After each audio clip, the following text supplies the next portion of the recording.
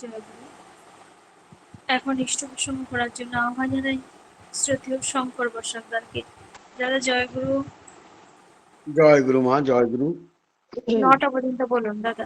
জয়গুরু। জয় গুরু, জয় গুরু। থামিয়ে দিতে হবে। জয় গুরু, জয় গুরু। পরম প্রেমময় শ্রী শ্রী ঠাকুরের চরণে আমার শত সহস্র কোটি প্রণাম। পরম আরাধ্যা জগৎ জনেছি বড় মায়ের চরণেও শত সহস্র কোটি প্রণাম। পরম পূজ্য পাদ ও শ্রী শ্রী বরদার চরণেও কোটি কোটি প্রণাম। পরম পূজ্য পাদ ও শ্রী আচার্য দেবের চরণে কোটি কোটি প্রণাম। আজকে এই নাম দেন মহাযজ্ঞে সান্ধ্যকালীন সৎসঙ্গে উপস্থিত পরম প্রেমময় শ্রী ঠাকুরের পবিত্র পুত বাঁধাধারী কর্মীবৃন্দ, শ্রদ্ধার ইষ্ট স্বার্থ প্রতিষ্ঠাপনে সুশ্রদ্ধেয় দাদারা এবং ভক্তিমতী মায়েরা প্রতি প্রত্যেককে আমার প্রণাম এবং ইষ্ট আগরঞ্জিত জয়গুরু জানাই। আজ দ্বিতীয় দিনের জন্য ইষ্ট প্রসঙ্গ করার কথা মা আমাকে বলেছেন। শ্রদ্ধেয় শর্মিষ্ঠা সাহুমা, পরম পিতার চরণে আমার শ্রদ্ধেয় শর্মিষ্ঠা সাহুমার সার্বিক মঙ্গল প্রার্থনা করি, ইষ্টচ্ছল মঙ্গলময় জীবন কামনা করি তারই চরণে। সপরিবার সবাইকে নিয়ে সুখে শান্তিতে আনন্দে থাকুক, এই প্রার্থনা পরম পিতা রাঙার আতুল চরণে। আজকে কি বলবো চিন্তা করছি, আবার ভাবছি পরম দয়াল থেকে শেষ নেই তো। পরম দয়ালের কোথার থেকে শুরু করবো, কোথায় শেষ করবো তার মানে কুল কিনারা নেই। সারাটা জীবন ধরে যদি একটা মানুষ তাকে নিয়ে চলে, তার গ্রন্থাদি অধ্যয়ন করে চলে, তবে তা শেষ করতে পারবে না। জীবনের পথে আমরা তাকে যে পেয়েছি কত ভাগ্যের ফলে, একমাত্র আমরা যারা তার সঙ্গে যুক্ত হয়ে আছে নিবিড় ভাবে, তারাই বুঝতে পারে যে তিনি কে আর তিনি কেনই বা এলেন আর তার উদ্দেশ্য কি ছিল। তারই একটি অংশ হলো আমার পরম দয়াল ছিল রাস ভিখারি। ওই রাস ভিখারির কথা একটু বলার চেষ্টা করি। তিনি তাকে রাস ভিখারি বলা হতো। যাই হোক, পরম পুরুষ শ্রী ঠাকুর অনুকূল চন্দ্র যখন পৃথিবীর বুকে আসেন, এসেছেন, তখন আমরা সবাই যারা তার চরণ পান্তে যুক্ত হতে পেরেছি, আমি বললাম আমরা মহাভাগ্যবান। কোটি কোটি জন্মে সাধনার ফলে তার যখন পুরুষোত্তম পৃথিবীর বুকে আসেন, তার জীবদ্দশায় মানুষ তার চরণ পান্তে যুক্ত হতে পারে। পূর্ব জন্মের কোটি কোটি সাধনার ফলে তবেই তার চরণে যুক্ত হওয়া যায়। আমরা পূর্ব জন্মেও তার সঙ্গে তিনি যেমন করে যুগে যুগে যখন তিনি পৃথিবীর বুকে এসেছিলেন, ঠিক সেই প্রত্যেক যুগে আমরা তার সঙ্গে ছিলাম। আর তার সঙ্গে ছিলাম, তার আমাদের কি অহভাগ্য যে আমরা তার সঙ্গে ছিলাম। তাই আমরা ওই শ্রীকৃষ্ণের পিরিয়ডে আমরা হয়তো গোপী ছিলাম, তার গোপিনী আমরা হয়তো তার ছিলাম, তার সহচরীর মানে হিসাবে ছিলাম। এবার তাই তিনি দয়া করে এবার পৃথিবীর বুকে আবার আমাদেরকে নিয়ে এসেছেন। এবং তাছাড়া অনেক পুণ্য আত্মা যারা পূর্ণ কর্ম করে যে জীবনের পথে সারাটা জীবন তাকে নিয়ে চলে সুখে ক্রমান্বয়ে বৃদ্ধিতে উন্নতি অবগাহন করছিলেন, তাদেরও সেই এই পৃথিবীর বুকে তার পার্শ্বদ রূপে তারা জন্মগ্রহণ করেছেন। আর আমরা তো যে সাধারণ মানুষ, তার হয়তো চরণ পান্তে যুক্ত হয়ে তার হয়ে কিছু কিছু কাজ করেছিলাম। তাই তিনি আমাকে যে স্টেপ পর্যন্ত গিয়েছিলেন, তারপরে স্টেপ থেকে আমাদেরকে আবার চালানোর জন্য তিনি এই পৃথিবীতে নিয়ে এসেছেন। তিনি পরম পিতার সঙ্গে যুক্ত হওয়ার জন্য প্রত্যেক মানুষের বহু ভাগ্যের প্রয়োজন, কোটি কোটি জন্মের ভাগ্যের প্রয়োজন। তাই তো তিনি ওই যে কাল বলছিলাম যে যিনি মানে যারা শুধু তাদের বরণীয়, তারাই শুধু তার চরণ পান্তে যুক্ত হতে পারেন, তাছাড়া পারে না। অনেক চেষ্টা আমরা করি কত মানুষকে যুক্ত করার জন্য, কিন্তু তারা যুক্ত হতে চায় না। বিভিন্ন অজুহাত দেখিয়ে তারা যেন মানে দূরে থাকতে যায়। তাই ঠাকুর মাঝে মাঝে বলতেন, ওই একটা মানে সুন্দর একটা মানে মাঝে মাঝে তিনি একটা গান বলতেন যে মরম না জানে ধরম বাখানে, এমন আছোই যারা কাজ নাই সুখী তাহাদের লইয়া বাহিরে থাকুক তারা। গতিকে যারা মরম জানে না এই ধরম বাখানে, তাদের নিয়ে কাজ নাই, তারা বাইরেই থাকুক। অনেক ঠাকুর এই এই এই মানে গানটা সুন্দর করে সুর করে বলতেন তো তারা বাইরেই থাকবে চিরদিন, কারণ তারা নানান রকম অজুহাত, তারা বলে এই সময় মতো ইষ্টভীতি করতে হয়, সকালবেলা উঠতে হয়, নাম ধ্যান করতে বলেছেন। আমাদের সময় কোথায়? আমরা এত ব্যস্ত মানুষ, আমাদের সময় নাই। তারপর আপনাদের ঠাকুরকে ইষ্টভীতি করতে হয়, পয়সা দিতে হয়, তারপর তার হয়ে আবার মন্ত্র বলতে হয়, সময়ের প্রয়োজন, সময় নাই। কিন্তু সে জানে না যে পৃথিবীতে যে তাকে পাঠালো তার কথা ভুলে গেল। তিনি তার কথা বলে, যার কাছে কথা দিয়ে এসেছিল যে আমি তোমাকে প্রতিষ্ঠা করাই আমার জীবনে একমাত্র ব্রত হয়ে উঠুক, সে কথা ভুলে গেল পৃথিবীর বুকে এসে। আর এসে তিনি পৃথিবীর বুকে এসে যখন তিনি ভুলে গেলেন যে আমি আমার যে কর্তব্য আমি নিয়ে এসেছিলাম, তার কাছে কথা দিয়ে এসেছিলাম, আমি শ্রীকৃষ্ণ যে বলেছিল যে আমি তোকে তোর মাতৃগর্ভে আসার সুযোগ করে দিয়েছি, এবং আসার পরে তিনি যে তখন তাকে আমি কথা দিয়েছিলাম, আমরাও দীক্ষা নেওয়ার সময় এ কথা বলেছিলাম যে তোমাকে প্রতিষ্ঠা করাই আমার জীবনের পথ হয়ে উঠুক। কিন্তু আমরা এখানে এসে সব ভুলে গেলাম, সব ভুলে গিয়ে নিজের স্বার্থ, টাকা পয়সা, ধন সম্পত্তি, খ্যাতি ইত্যাদির পেছনে ঘুরতে ঘুরতে সময় আমাদের যেন অতিবাহিত হতে চলেছে। তাই ঠাকুর আমাদেরকে রক্ষা করার জন্য যুগে যুগে যখন তিনি আসেন, তিনি যারা তার সঙ্গে যুক্ত হতে চায় তাদের তিনি খুব করে তাদের সঙ্গে যুক্ত করিয়ে দেন এবং তাদেরকে সুখে শান্তিতে আনন্দে ভরপুর করে থাকেন। আজ আমরা ঠাকুরকে নিয়ে কত সুখে আছি তার আর বলে শেষ করতে পারবো না। তিনি যখন পৃথিবীর বুকে আসেন, তিনি আমাদের এসে কিছু নীতি নিয়ম দেন, সেগুলি যখন আমরা নিজেরা করা শুরু করি, দেখি যে প্রত্যেক স্টেপে কত সুখ, কত আনন্দ, কত সুখময় জীবন হয়ে ওঠে আমাদের, আমরা তখন বুঝতে পারি। আর সেই সুখময় জীবন যাপন করার জন্য তিনি আমাদের যজন যাজন ইষ্টভীতি সস্তনী সদাচার পরায়ণ হয়ে চলতে বললেন। আর তার মধ্যে একটি হলো ওই ইষ্টভীতি। শ্রীকৃষ্ণ গীতায় বলেছেন যে ইষ্টান ভোগান হি দেবা দাস্যন্ত যজ্ঞ ভাবিতা তদ্দুতান প্রাদয়ে ভুক্তস্তেন এবস। অর্থাৎ ইষ্টান ভোগানি, ইষ্টকে এই যে পৃথিবী, গাছপালা, কীট পতঙ্গ, জীব জন্তু, পশু পাখি যাই আসুক না কেন, এই যে পৃথিবী সমস্ত কিছু তারই সৃষ্টি, তারই দয়ায় আমরা পৃথিবীর বুকে জন্ম গ্রহণ করেছি, তারই দেওয়া মাটিতে আমরা বসবাস করছি, তারই গাছপালা থেকে আমরা অক্সিজেন নিচ্ছি এবং আমরা কার্বন ডাই অক্সাইড গ্যাস ছাড়ছি, আর গাছে নিয়ে গাছ বেঁচে আছে। প্রকৃতি তিনি সৃষ্টি করে দিয়েছেন। আমার বাঁচার যেটার প্রয়োজন সেটাও তিনি আমাকে দিয়েছেন, গাছ বেঁচে থাকার যা প্রয়োজন তাও তিনি সৃষ্টি করে দিয়েছেন। সমস্ত কীট পতঙ্গ, জীব জন্তু সমস্ত কিছু তারই সৃষ্টি। মানুষকে বাঁচার জন্য যা যা প্রয়োজন সব কিছু তিনি সৃষ্টি করে দিয়েছেন। তাই ইষ্টান, তথাপিও আমরা কেউ তাকে তিনি তার মাটিতে থাকি, তার বাড়িতে থাকি, তার সৃষ্ট এই জগতে আমার জীবিকা, অথচ বেঁচে আছি তার জগতে, অথচ তাকে আমি আমার কিছুই করতে আমি কিছুই করি না, তাকে আমি কিছুই দেই না, শুধু নিজেকে নিয়ে চলার চেষ্টা করি, নিজের আহরণের চেষ্টা করি অনবরত। তাই শাস্ত্রে বর্ণিত, বললাম গীতায় বলেছে ইষ্টান ভোগান হি দেবা দাস্যন্ত যজ্ঞ ভাবিতা তদ্দুত্তান প্রদে ভুক্তস্তেন এবস। যে ইষ্টকে যে নিবেদন না করে, যে ইষ্টকে তার দেওয়া, তার এই সুন্দর সংসারে আমাদেরকে পাঠিয়েছেন তিনি, আর তার এই দেওয়া সুন্দর সংসারে আমি এসে তাকে যে না দিয়ে খায়, তাকে তিনি বলে স্তেন এবস, অর্থাৎ তিনি চোর বলেছেন, তাকে যে না দিয়ে খায়। আর আমার পরম দয়াল শ্রী ঠাকুর অনুকূলচন্দ্র তাই ইষ্টভীতি, প্রত্যেককে ইষ্টভীতি সেই প্রত্যুষে করার জন্য সেই ইষ্টের ভোগের জন্য তা আমার যৎ সামান্য আমার অর্ঘ্য নিবেদন করার তিনি প্রচলন করলেন। আমরা তো কত রকম দুর্ভোগ নিয়ে, আমাদের কত রকম পূর্ব জন্মের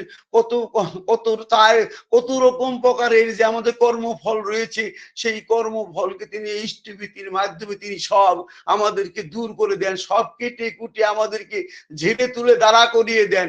আমরা মানুষের কত কর্মফল আমরা তো বুঝি না, আমরা মনে করি আমি তো কোনো কিছু পাপ করিনি। ঠাকুর এক জায়গায় বলেছেন যে মানুষ 4 প্রকারের কর্মফল ভোগ করতে হয়। একটা মানুষ জেনে শুনে যদি যদি কোনো অন্যায় করি তারও ফল আমাকে ভোগ করতে হয়।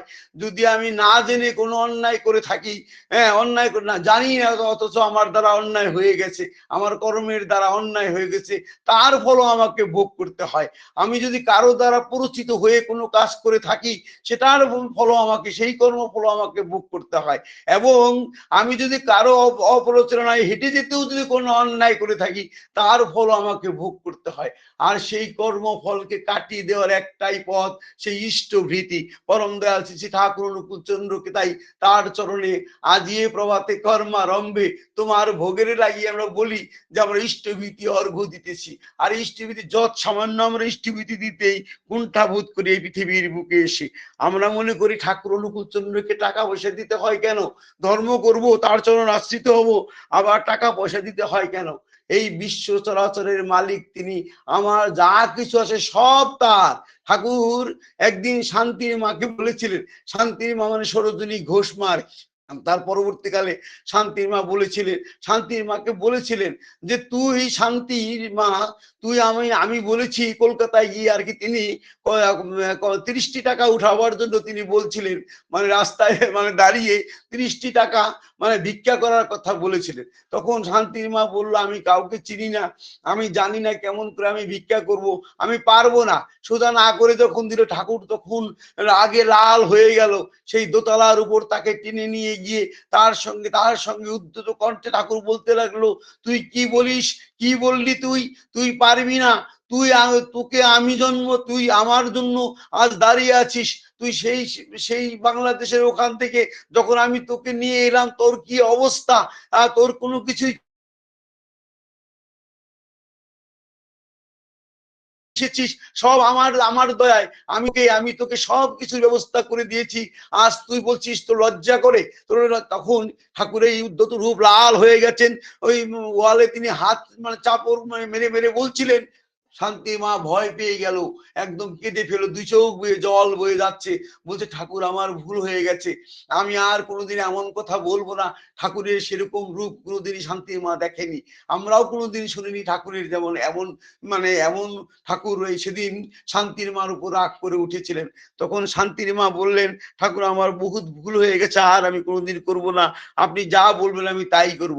তখন ওই শান্তির মা রাস্তায় দাঁড়িয়ে, ঠাকুর তখন একটু শান্ত হলেন, নিচে মা এবং মাতা মনমোহী দেবী এবং আরেকজন ছিলেন, হ্যাঁ আরো আরো দুর্গানাথ দা ছিলেন, তারা উপরে যাওয়ার চেষ্টা করলে ঠাকুর তাদেরকে বাধা দিচ্ছিল, হ্যাঁ উপরে উঠতে দেয়নি। তারপর শান্তি যখন পায়ে জড়িয়ে ধরে বললো, শান্তির মা পায়ে জড়িয়ে ধরে বললো ঠাকুর আমার ভুল হয়ে গেছে, আমি কাল থেকে আপনার জন্য চেষ্টা করবো, আপনি যেভাবে আমাকে চলতে বলবেন আমি সেইভাবেই চলবো। তখন ঠাকুর ওই ঠাকুর তাকে বললো কালকেই তুই রাস্তায় দাঁড়িয়ে ভিক্ষা করবি আমার জন্য টাকা সংগ্রহ, 30 টাকা সংগ্রহ করবি। ঠাকুর তখন ওই 30 টাকা সংগ্রহ করার কথা বললেন তার উপর আশীর্বাদ হলো। তো আসলে শান্তির মা বুঝতে পারেননি, তো শান্তির মা তো লেখাপড়া তেমন জানতো না, ঠাকুরই তাকে শিক্ষা দীক্ষা দিয়ে মেট্রিক পাস করিয়েছিল। পরবর্তীকালে শান্তির মা খুব সুন্দর ইংরেজি বলতে পারতো, বাংলা তেমন পারতো না কিন্তু ইংরেজি বলতে পারতো। শান্তির মাকে পাদ্রী মায়েরা ওই যে নান থাকে যে, তারা মানে এই খ্রিস্ট ধর্মের বিদেশি নানরা তার সঙ্গে কথা বলে খুব শান্তি পেত। এবং শান্তির মাকে দুবার করে তাকে মানে প্রপোজাল দিয়েছিল বিদেশে তাকে নিয়ে যাবে, বিদেশে নিয়ে যাবে। তখন শান্তির মা এত সুন্দর ইংরেজি বলতে পারতো যে মানে পরবর্তীকালে পঞ্চানন সরকার দাঁড়ি স্কুলে রাত্রি 10টার সময় পড়ে পড়ে এমন শিক্ষিত হয়ে উঠেছিল মা, যে পরবর্তীকালে ঠাকুর মানে শান্তির মাকে সেই বিদেশে নিয়ে যাওয়ার চেষ্টা করলো। আর যখন বিদেশে নিয়ে যাওয়ার কথা প্রপোজাল দিল, ঠাকুরকে এসে বললো ঠাকুর আমাকে ওরা বিদেশে নিয়ে যেতে চায়, আপনি কি বলেন? তখন ঠাকুর বললেন তোকে বিদেশে নিয়ে গিয়ে ওরা কি করবে তুই কি জানিস? ওদের বাড়ি চাকরানি করবে, না ওদের বাড়িতে ওরা কারোর কাছে তোকে বেঁচে দেবে, তুই বুঝতে পারবি? তুই কেন যাবি ওখানে? তুই লেখাপড়া শিখেছিস, ইংরেজি বলতে পারিস, সে তো তোর কোনো কর্মফল, তোর ভাগ্যফল, তার ফলেই তুই কথা বলতে পারিস, তবে তুই কেন যাবি? এ কথা যখন শান্তির মাকে বললো, শান্তির মা সেখানে গেলেন না।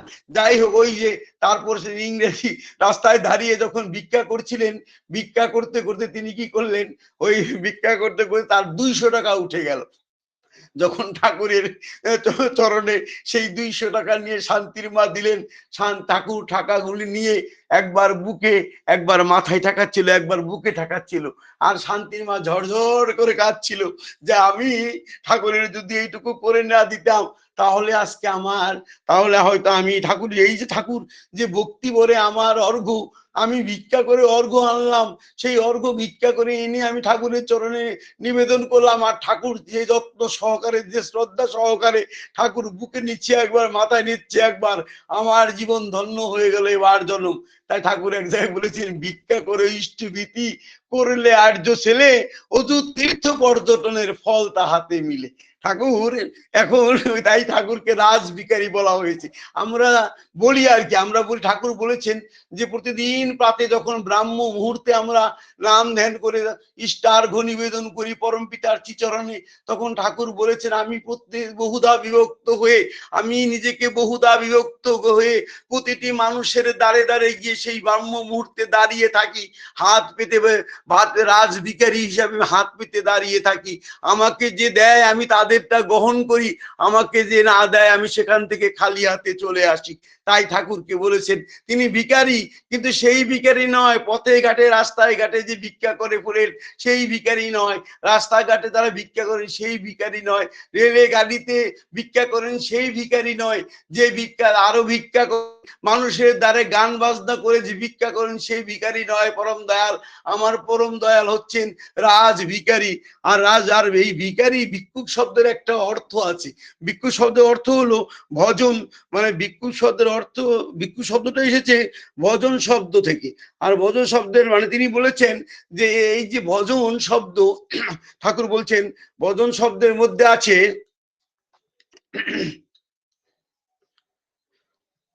মানে ভিক্ষা, ভিক্ষা মানে যাচনা বা দুয়ারে দুয়ারে ভিক্ষা করা নয়।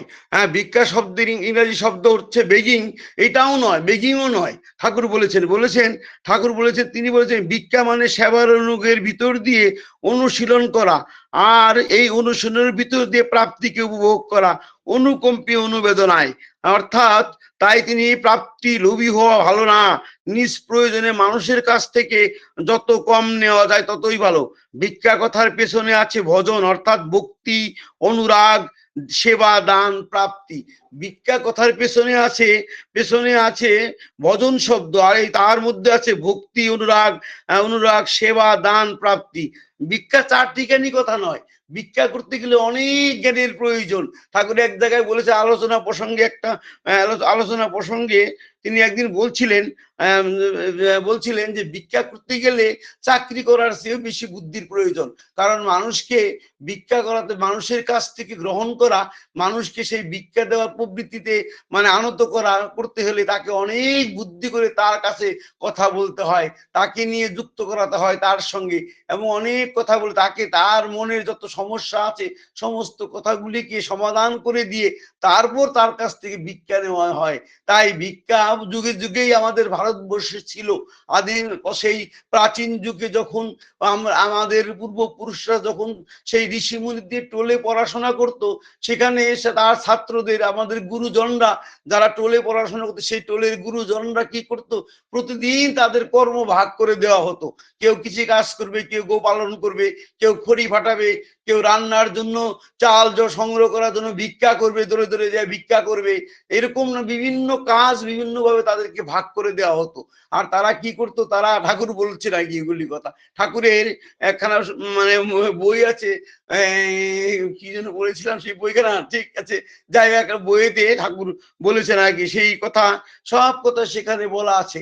দূরে দূরে গিয়ে তারা ভিক্ষা করতো, আর ভিক্ষার মাধ্যমে কি হয়, মানুষের সঙ্গে জানাশোনা হয়, মানুষের সুখ দুঃখের সঙ্গে জড়িত হয়ে পড়া যায়। কারণ মানুষ কেমন, যখন আমি ভিক্ষা করতে প্রতিদিন কোনো কারো বাড়িতে যাব, তখন তাদের সুখ দুঃখের খবর নেওয়া যায়, এবং এবং মানে কি হয়, মনের ভাবের আদান প্রদান হয়। ঠাকুর বলেছে যে মনের ভাবে আদান প্রদান হয়, এবং দুঃখ সুখের মধ্যে তাদের দুঃখ সুখের সঙ্গে যারা ভিক্ষা করে তারা জড়িয়ে পড়েন। এই প্রথা কিন্তু আজও দেখা যায়। যারা বৌদ্ধ ভিক্ষুক, যারা ভিক্ষা করে আজও চলেন, বৌদ্ধদেবের যারা শিষ্য, বৌদ্ধ ভিক্ষুক যারা আছেন, তারা কি করেন, তারা প্রতিদিন ভিক্ষা করেন। আর বুদ্ধদেবের যারা চরণ আশ্রিত, তাদের সঙ্গে ভাব বিনিময় করেন। আর ভাব বিনিময় করে তাদের সুখ দুঃখের খবর নেন। তারা কেমন আছে, কেমন করে চলছে, কোথায় কি বিপদ, কারা অসুখ হলো, কি হলো না হলো। আমাদেরও প্রাচীন যুগে সেই ব্যবস্থা ছিল। আমাদেরও সেই ছাত্ররা ভিক্ষা করতো, যারা টোলে পড়াশোনা করতো, তারাও প্রত্যেকে মানে গুরুদেবের নির্দেশে তারা তার তার মানে জরুরি তার এলাকার মধ্যে যত লোক আছে প্রত্যেক দিনই, মানে সবাইকে সব দিনই করতে হতো না, বদলে দিত, এক একদিন এক একজনকে দিত। তার ফলে তাদের সঙ্গে যুক্ত হয়ে, সেই পরিবেশের সঙ্গে যুক্ত হয়ে তার সুখ দুঃখের ভাগিদার হয়ে উঠতো। ঠাকুর তাই বলেছেন যে ভিক্ষাকে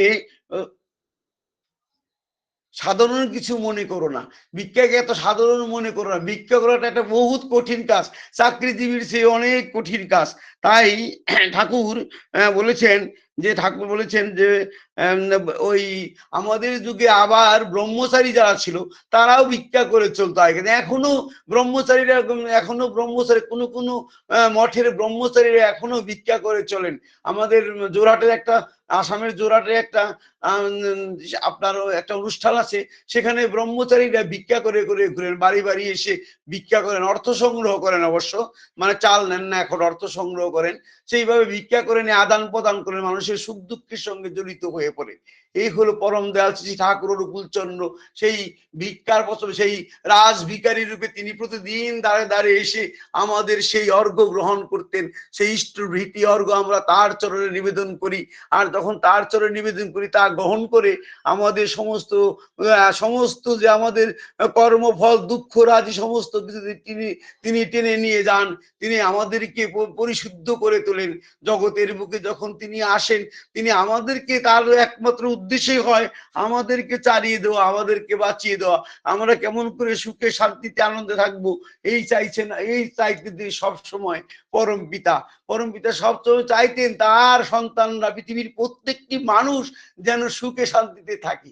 ঠাকুরকে একদিন একজন লোক এসে বলল যে মানে বললো, ঠাকুর আমি মানে কনভিন্সড, মানে আমি প্রত্যয় হয়ে গেছি যে আমার দীক্ষা এখানেই নিতে হবে। মানে উনি বলছিলেন আর কি যে আই এম কনভিন্সড আর কি, মানে আমি মানে প্রত্যয় হয়ে, মানে আমি একদম কনফার্ম হয়ে গেছি আর কি, আমি একদম প্রত্যয় হয়ে গেছি, আমি এখানেই দীক্ষা নেব। তখন ঠাকুর বললেন ছোট্ট একটি কথা, আমার মনে হয় এছাড়া আর পৃথিবীতে কোনো পথ নেই। আমার মনে হয় এছাড়া আর পৃথিবীতে অন্য কোনো পথ নেই। অর্থাৎ এখানে আসতে হবে মানুষকে, আজ নয় কাল, কাল নয় পরশু, 10,000 বছর তিনি যে আমাদেরকে দিয়ে গেলেন, এই 10,000 বছরের মধ্যে তার কাছে আসতে হবে। ঠাকুর তার আভাস দিয়ে গেলেন। আরেকদিন বলছিলেন, ঠাকুর বসে আছেন একান্ত মনে, সামনে দিয়ে তাকিয়ে বললেন, অনেক পার্শ্বদরা আছে, তিনি যেন একটা অন্য মনস্ক হয়ে বলছিলেন যে এ আগুন ছড়িয়ে গেল সর্বখানে, মানে এই আগুন ছড়িয়ে গেল সব জায়গায়, এই আগুন ছড়িয়ে যাচ্ছে। অর্থাৎ পরম পিতার কথা দিকে দিকে চারিদিকে ছড়িয়ে পড়ছে। এমন একটা দিন আসবে সারা বিশ্ব জুড়ে এই আগুন পৌঁছে যাবে, প্রত্যেকটি মানুষ ঠাকুরময় হয়ে উঠবে। এমন একটা দিন আসবে, সেদিন সত্যিকারের সৎসঙ্গ পুরো হয়ে উঠবে। তাই ওই যে পরম পূজ্য পাদ শ্রী দাদা গোবিন্দাকে যে বলেছিল যে তোর বাবা হয়তো দেখবে না, তোর যখন আমার মতো বয়স হবে তখন তখন হয়তো পৃথিবীর কিছু অংশ লোক ওই ঠাকুর করবে। তাই এমন একটা দিন আসবে যখন সারা বিশ্বের মানুষ ঠাকুর করবে, তাকে নিয়ে চলার চেষ্টা করবে, প্রভুকে নিয়ে জীবনের পথে চলার চেষ্টা করবে। আর প্রভু তখন প্রত্যেকের মধ্যে এমন একটা ভাব সৃষ্টি করবে যে সারা বিশ্বের যে দাবানল, যে এই যে যুদ্ধের দাবানল, অহিংসার দাবানল, এই যে অসম্প্রীতির দাবানল, এই যে জাতি ভেদ ঘৃণাতে সমস্ত কিছু দূর হয়ে একটা জাতিতে পরিণত হবে, যে জাতি হবে সৎসঙ্গী জাতি। আর যাদেরই হবে, যাদের গোত্র হবে অনুকূল গোত্র, এমন একটা দিন আসবে, একদিন এমন একটা দিন আসবে যেদিন সবাই বলবে যে আমি অনুকূল গোত্রের মানুষ। কারণ তার কৃষ্টিতে, তার সংস্কারে, তার চলনে বলন কেমন করে চলতে হয় বলতে হয়। তিনি যখন আমাদের চলবে, আমাদের ব্লাডের মধ্যে, আমাদের রেত ধারার মধ্যে তার প্রভাব যখন প্রভাবিত হয়ে উঠবে, তখন আমরা সবাই একদিন অনুকূল গোত্র হয়ে উঠবো। তখন আমাদের হয়তো এই কাশ্যপ ঋষি, আলিমান্য ঋষি, ভরদ্বাজ ঋষি এগুলো থাকবে না। তার ভাব দ্বারায়, পরম পিতার ভাব দ্বারায় আমরা সবাই ভাবিত হয়ে সেই পথে চলবো। আমরা সেই পথে চলতে যখন থাকবো, তখন আমাদের ব্লাড পিউরিফাইড হয়ে আমাদের অনুকূল গোত্র আমরা আখ্যায়িত হবো। একদিন এমন দিন আসবে, হয়তো আমরাও তো অবশ্যই দেখবো না, এমন দিন হয়তো আসবে। ঠাকুর যা বলেছে, মানে বলতে চেয়েছেন যে রাত একটা, একদিন ঠাকুর বসে আছে, বসে পার্শ্বদরা বসে সামনে বসে আছে। ঠাকুর কি ছোট ছোট কথার মধ্যে কি বলে গেছেন সেটা বলে আর শেষ করা যাবে না। ঠাকুর বসে আছে, পার্শ্বদরা বসে আছেন। ঠাকুর হঠাৎ করে বলল, রাত একটা, পালা অনেক, অনেক লোকের প্রয়োজন। মানে রাত্রি শুধু একটা রাত, মানে সময় কম, সময় সংকীর্ণ। ওই পালা মানে যাত্রা গানের পালা, অর্থাৎ বিভিন্ন পর্যায়ে অনেক কাজ রয়ে গেল। এই পৃথিবীতে অনেক কাজ আছে, পালা অনেক। আমরা আগেকার দিনে যাত্রা দেখতাম, যাত্রাকে পালা বলতো। যেমনি যেমনি আমি সুভাষ বলছি, এটা একটা পালা, নটি বিনোদিনী একটা পালা, এরকম একটাকে পালা বলতো। তা ঠাকুর বলছেন রাত একটা, পালা অনেক, অনেক লোকের প্রয়োজন। তিনি বলছেন সারা বিশ্বের প্রত্যেকটি লোক লাগবে। তিনি বলছেন পালা অনেক, আর সেই পালাগুলিকে চরিতার্থ করার জন্য পৃথিবীর সারা বিশ্বের সমস্ত লোক লাভে অনেক লোকের প্রয়োজন। যে লোক নাকি দ্বারে দ্বারে পৌঁছে গিয়ে তার কথা তার প্রত্যেকটি মানুষকে পৌঁছে দিবে, এবং মানুষ জাগ্রত হয়ে উঠবে, পরম পিতার চরণে যুক্ত হয়ে সবে সেই বন্দে পুরুষোত্তম ধ্বনিতে আখ্যায়িত হয়ে সব প্রতি প্রত্যেকে তার চরণ পাতে যুক্ত হয়ে থাকবে। আমরা তাকে ভালোবাসতে হবে। কেমন করে ভালোবাসতে হবে? মানে আমরা আসলে আমরা জীবকোটি মানুষ, তো আমরা আমরা আসলে আমরা ওইরকম হয়ে উঠতে পারি না। পৃথিবীতে ঠাকুর বলেছেন ধরনের মানুষ,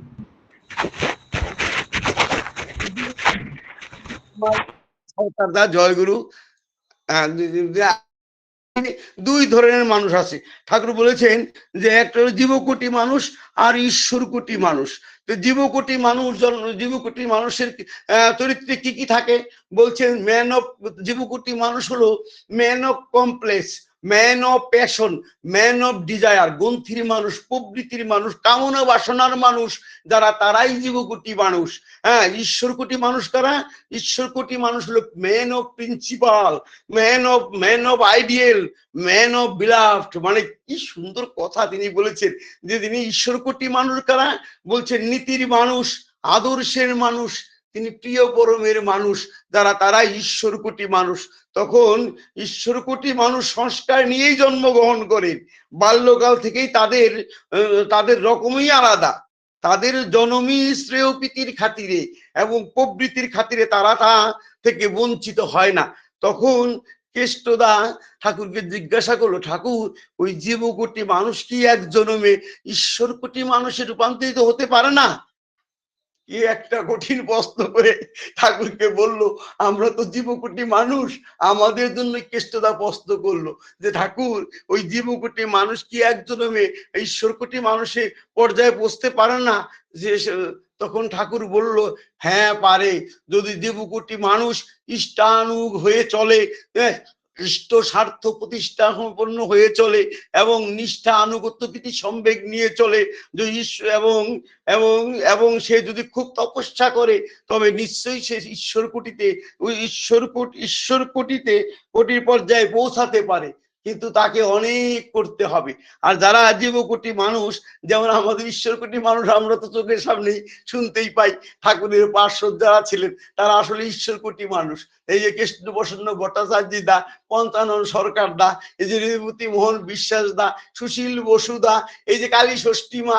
একদিন কালী ষষ্ঠী মা দিয়ে একটা গল্প বলে শেষ করে বলি, শেষ সময় হয়ে গেছে তো। কালী ষষ্ঠী মা কেমন ভক্ত ছিলেন কল্পনা করা যায় না। একদিন ঠাকুর বসে আছে, পেপারে দিয়েছে যে মঙ্গল গ্রহ থেকে একখানা বিমান এসেছে, আর ওই মঙ্গল গ্রহতে একখানা বিচিত্র ধরনের মানুষ সেখানের মধ্যে সেই দেখা পেয়েছে। সেখানে মানে টাইমস অফ ইন্ডিয়া নেগেটিভ একটা কোনো একটা বড় পেপারে তদানীন্তনকালে দিয়েছে। আমরাও শুনেছিলাম ছোটবেলায়, হ্যাঁ, যে এরকম মানুষ মানে ওই আকাশ থেকে আসছে, হ্যাঁ, আকাশ থেকে সে অন্য মঙ্গল গ্রহ থেকে আসছে, অন্যরকম দেখতে, তাদের এঞ্জেল না কি বলে আর কি, যাই হোক এরকম দেখে। তখন কি ঠাকুর এই কালী ষষ্ঠী মাকে বললো, কালী ষষ্ঠী শুনছস যে কি?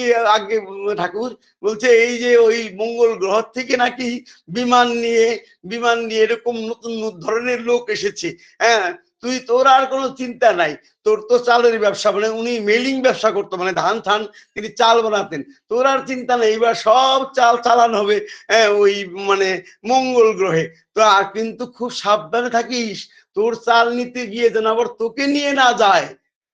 তখন কি প্রেম কালী ষষ্ঠীর মার, কি ভালোবাসা ঠাকুরের প্রতি, তার কি কথা। তিনি বললেন, আপনি যে কি বলেন ঠাকুর, ওরা কেন আসছে জানেন? ওরা আসছে আপনাকে দেখতে, আপনার সকলে দেখা করতে এসেছে। আপনি যে এই ধরাধামের মালিক, এই বিশ্ব ব্রহ্মাণ্ডের সমস্ত কিছুর অধীশ্বর আপনি, আপনাকে তাই দেখা করার জন্য আসছে। ওরা কি আমাকে ধরতে আসছে? এই কালী ষষ্ঠী মা চাল ব্যাপারী সাধারণ মানুষ, অশিক্ষিত মানুষে কালী ষষ্ঠী মা কি বললো, কি বড় কথা একটা বললো, যারা আসছে আপনি বিশ্ব চরাচরের মালিক, আপনি এই বিশ্ব ব্রহ্মাণ্ডের মালিক, ওরা কি আর আমাকে ধরতে আসছে?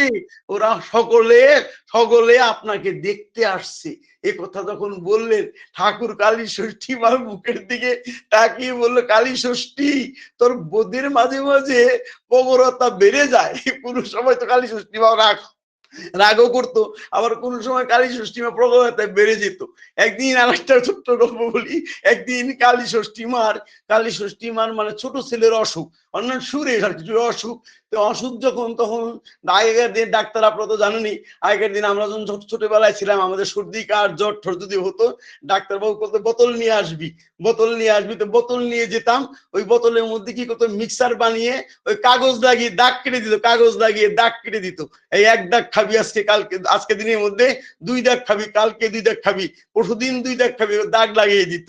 দাগ মানে কাগজে সুন্দর করে মানে কাগজ দিয়ে কেটে কেটে দাগ বানিয়ে দিত। তো কালী ষষ্ঠী মা একদিন কালী ষষ্ঠী মার ছেলের অসুখ, ডাক্তারবাবুর কাছে গেছেন। ডাক্তারবাবু বলছেন, আমার কাছে তো ওষুধ, এই ওষুধটা নেই, তুমি একটু অ্যালকোহল নিয়ে এসো। তো কালী ষষ্ঠী মা কি করছে, মদের দোকান থেকে একটু অ্যালকোহল কিনে একটা মদের বোতলে করে নিয়ে আসছে।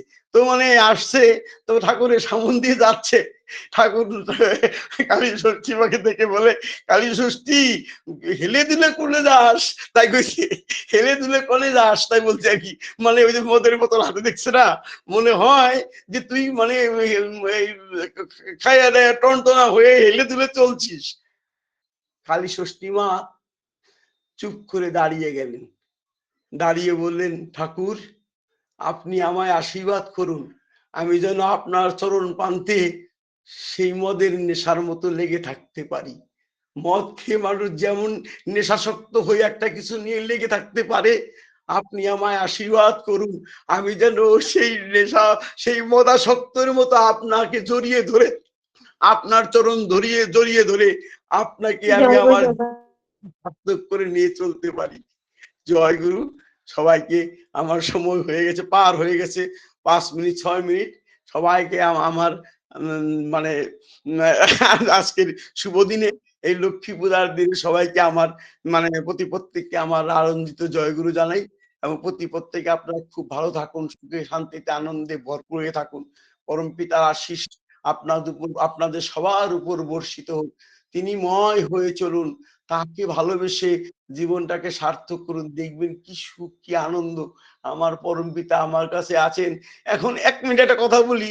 এইমাত্র আমার স্ত্রী মানে আমাদের ঠাকুরের বড় মার সামনে লক্ষ্মী পূজা দিচ্ছিল। আমার মিসেস মানে লক্ষ্মী পূজা দিচ্ছিল। তা আমি গিয়ে তো প্রণাম করলাম। প্রণাম করে দেখলাম ঠাকুরকে দিয়েছে, বড় মাকে দিয়েছে, বড়দাকে দিয়েছে। পুজোবার দাদারও তো আসন আছে। পুজোবার দাদাকে দেয়নি। মানে আমাদের এখানে বলে যে পূজ্যবাদ দাদা তো জীবন্ত হয়ে আছেন, তাই তাকে দিতে নেই। আমি বললাম তুমি পূজ্যবাদ দাদাকে কেন দিচ্ছ না? উনিও তো সবার সঙ্গে বসে আছে। তুমি পূজ্যবাদ দাদা খুব ভালো পায় লুচি ভাজি খেতে, পূজ্যবাদ দাদা খুব ভালো পায় পকোড়া খেতে। তুমি লুচি ভাজি করেছো, তুমি সুজি করেছো, তুমি একটু পূজ্যবাদ দাদার কাছে দাও না, একটা দুটা দাও না।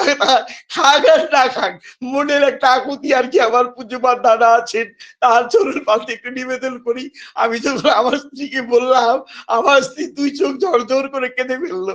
ফেলে ঠাকুর পূজ্যপাদ দাদার সামনে ২টো লুচি আর কিছু, একটা নারকেল লাড়ু, একটা তিলের লাড়ু আর একটু সুজি দিয়ে প্রণাম করে বললো দাদা গ্রহণ করো। এই যে ভালোবাসার একটা লক্ষণ, তাকে ভালোবাসতে হয়। তাকে যেন তারা যে কেমন করে সুখে থাকে সে ভাবে থাকতে হয়। হৃদয় যেন তাকে নিয়ে থাকার একটা প্রেরণা সবসময় জেগে থাকে। জয় গুরু, শ্রদ্ধেয় মা।